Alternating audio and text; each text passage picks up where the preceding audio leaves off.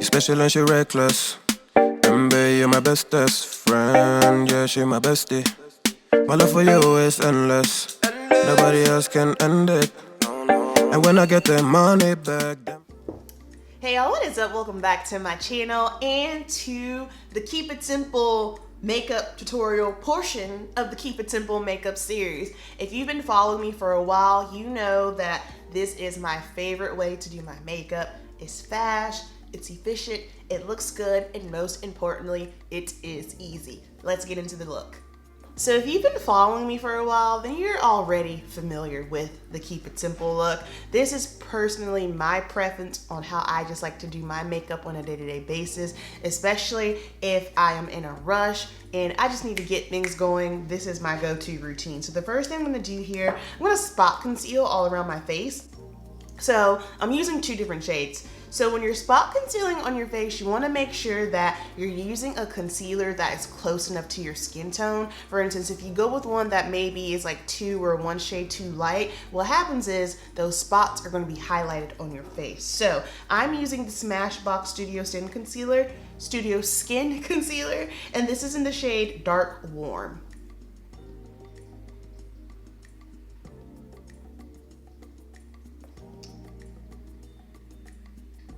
And I'm just going over any like little discoloration areas I may have. And that's typically for me, side of my face, around my mouth.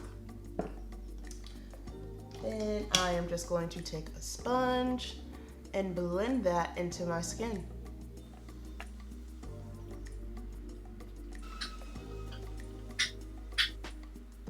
Now this isn't to get the ultimate coverage. This is just to make my skin look more even across the board. I'm not going for full coverage or even perfection with this. It's just to kind of blur any of the discoloration or acne spots that I have.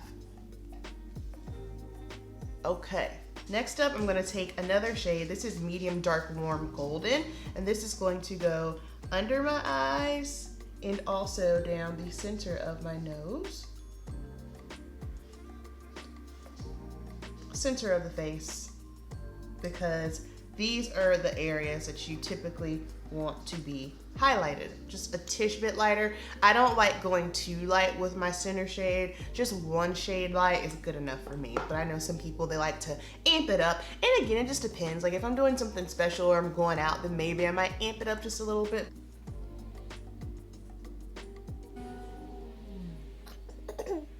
Now we need to set this. In the ebook, I mentioned setting with the Charlotte Tilbury Airbrush Flawless Finishing Powder up under the eyes and all over the face. You can totally do so. I've also really been loving the LYS Brilliance Powder. The only reason why this didn't make it in the ebook was just simply because it's a brand spanking new product. This has been around for a year now. All the products mentioned in there are products that have been around for a good bit now, and I've been using them for a long time, but either one of these is totally fine. Also, if you have drier skin, you can just skip setting all around the face. Maybe you only need a little bit under the eyes, or you can use, again, another really good one that I did not mention just simply because it's brand new, is the Tatcha Powder. I absolutely love that. That is my preference right now when I'm working on clients, especially when they have dry skin and just for setting up under everybody's eyes. I love that powder because it is not cakey whatsoever, and I don't have to worry about anything looking wonky with it. So today I'm gonna use the LYS powder because this is what I have been using for a good bit now. And I'm very, very impressed with this powder just simply because it is very fine milled and it doesn't make your under eye look dry or cakey or anything on me. Remember, I don't have dry skin or dry under eyes, but I have been loving this, and it sets my foundation and up under my eyes and concealer really, really well. Now I'm just going to take a powder brush. This is Real Techniques. I used a Real Techniques setting brush up under my eyes and then a Real Techniques foundation brush to set with powder. And also keep in mind, if you are using a powder foundation like a MAC Studio Fix, Makeup Forever, Matte Velvet, you do not need to go in with additional powder because those are already gonna offer the setting qualities that you need. That's the thing. Anytime you're using a powder foundation, it is not necessary to use a translucent powder or a setting powder over it. It might, I'm not gonna say might, I'm willing to bet it's gonna get too cakey. So this is just to set everything in place, and also, of course, oil control. I'm gonna go over my eyes just a little bit. My favorite part here, bronzer. Now, I didn't get too deep into specific bronzers just simply because y'all know I am a bronzer junkie and there's just so many great bronzers out there. So all the products that I'm using, if they're not mentioned in the ebook, is because I like them, they're newer products, and I also just wanted to display them to you. So I am using this Gucci Bougie bronzer, and holy smokes, it is beautiful. Shout out to D again. I haven't even pulled the plastic off the mirror. This bronzer is stunning. I had stopped using it because I wasn't sure if it was breaking me out, but I was using it during the same time as the Super Goop, so we're good to go. And this is in the deepest shade. Unfortunately, this is the deepest shade, and it is number 5. And I am using a Real Techniques light layer brush. This is perfect for bronzer or if you're using a powder contour, just simply because the bristles are not dense whatsoever, which means you won't get, you can't get too crazy heavy-handed with it. Which if you know me, then, whoops, messed up, went too far down. But if you know me, then you know that I tend to get a little bit heavy-handed with the bronzer sometimes.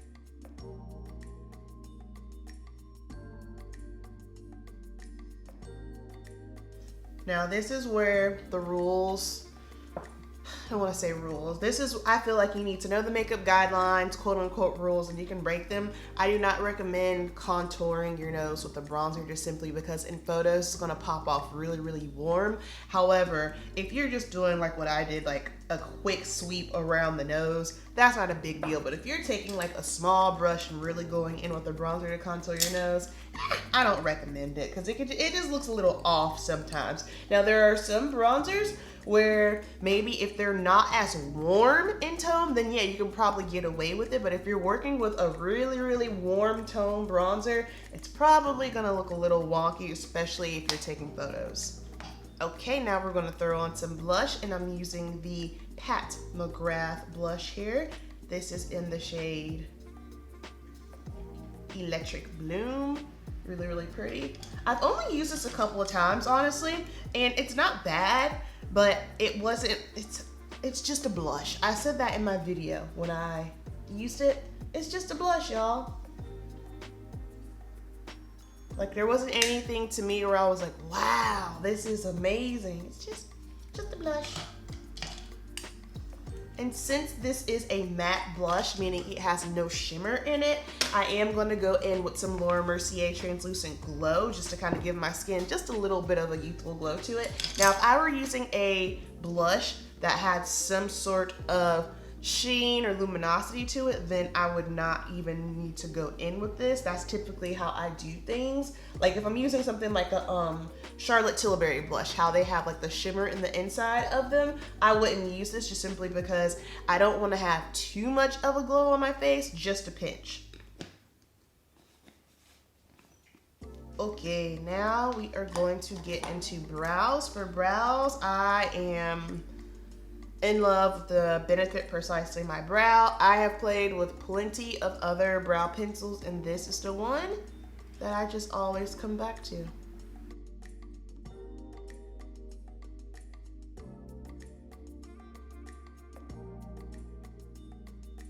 Okay, moving right along to the eyes. So eyes are super simple. Take your bronzer, whatever bronzer it is that you used on your face, doesn't matter, and take a fluffy blending eyeshadow brush and just run this bronzer in your crease. Back and forth in your crease. So this is going to instantly warm it up and open up that eye. Now once you have your bronzer in your crease, and the thing about this is it doesn't need to be perfect, you know what I mean? We're not striving for absolute perfection. It's just to add some dimension to the eye. If you want it, you can just put bronzer in your crease and go. Or after you have your bronzer in your crease, you can do a shimmer on the lid, you can do a matte. I'm gonna go with the Charlotte Tilbury Eyes to Mesmerize. Y'all know I love a good one shadow look. In my one shadow look video, I use these, they're amazing, but this is super easy to use. It's a cream shadow. I'm just gonna take a brush And I am just going to start placing this all over the lid, and it blends out very, very easily. And less is more. You do not need a ton of this.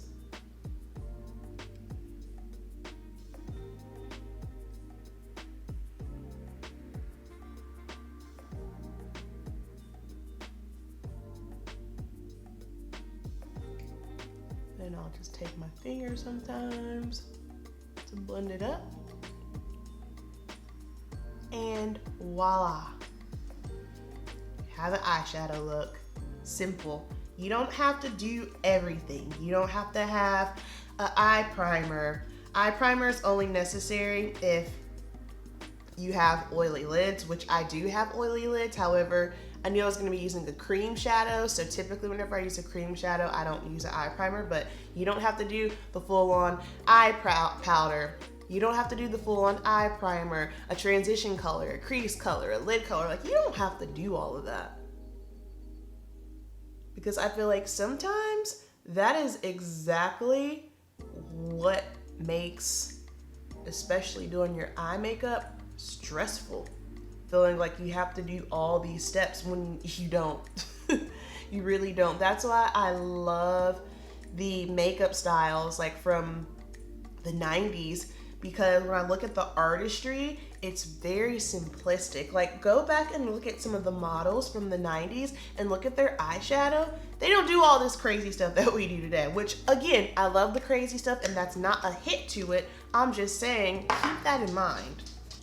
All right, now of course, this is optional. If you want to line the top, you can. For today's look, I don't wanna line it just simply because sometimes when you line your top, specifically if you go too thick, it can just kind of black out your eye and I feel take away from the look. So I'm skipping liner on the top, but I am going to line the bottom with my favorite eyeliner that is being discontinued. This is the Marc Jacobs Highliner in Earthquake. This is a brown, a dark, dark brown liner. It's not black.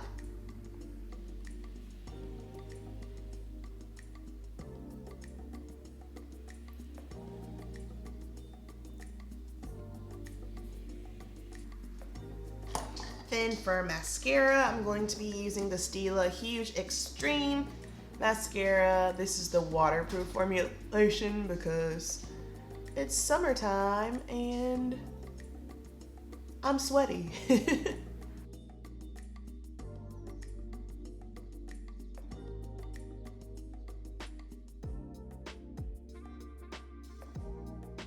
So for our final step, we have lip gloss. I love lip gloss. That is my favorite product to wear personally when it comes to lips. So I've got a few shades here. The Fenty Cream Gloss Bombs, I think that's my favorite at the moment. Then I also have some Maybelline Lifter Gloss. Yeah, I'm gonna go with the Fenty. This is in cookie jar because my eyes and my face is very, very warm today. Reason why I love lip gloss, easy to apply. Throw it in your purse. You don't have to worry about, oh, did I get it everywhere? Because when you're working with a liquid lipstick, and when it comes time to apply, first of all, if you've ever tried to apply more liquid lipstick, Jesus, Rocket, you okay, buddy? Sorry, y'all, one of my dogs is in here. You can see his butt. If you've ever tried to reapply liquid lipstick, you already know. It just gets crumbly. I feel like it makes it even more drier and it's just very uncomfortable. Lip glosses, you don't have to worry about that. Also with liquid lipsticks, you need to have a mirror and you need to see what you're doing because if you go out of the lines, it's just, they're hard. They're a little bit harder to work with. So lip gloss is always where it's at. I do love liquid lipstick. I feel like for me, there's a time and place, like if I'm competing or I need something, you know, just like something to last a little bit longer, no problem. But on a regular basis, gloss or traditional lipstick, that's my jam.